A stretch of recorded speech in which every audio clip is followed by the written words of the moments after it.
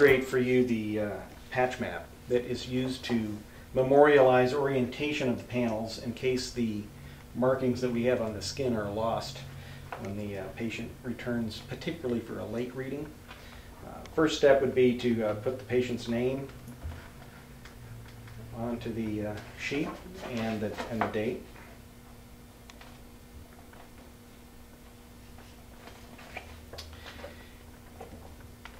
We have a paper backing with the film, and you separate the two. It's important to keep this paper backing because it can be used to support the film in the chart so that it is well preserved when the patient returns. So you take this film and you orient it onto the back so that you've got an opportunity to completely replicate what the positioning is of these chambers are on the back.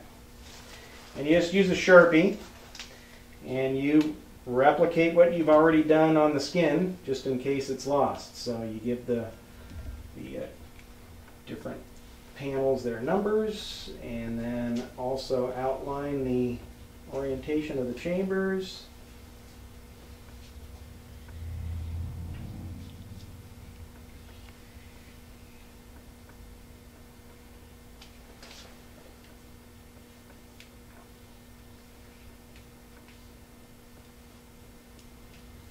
And here it's helpful to actually give positioning of some of the actual chambers so that you can line those up as well. You don't have to do all of them, but certainly enough to give you an orientation of those that are on the boundary. And then what you need to do is you need to make sure that there is something here that is a artifact in his skin that can be used to memorialize what the orientation is. So he's got a mole up here, you circle that, get some orientation of his cervical spine here and give a place for that.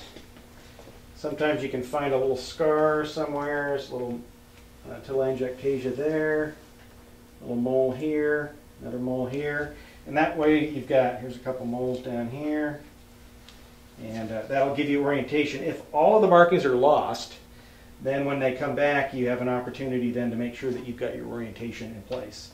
And sometimes that happens, particularly if you have somebody that has a late reaction and all of it is gone, and you can place this on and get your orientation back and be able to accurately identify where it was.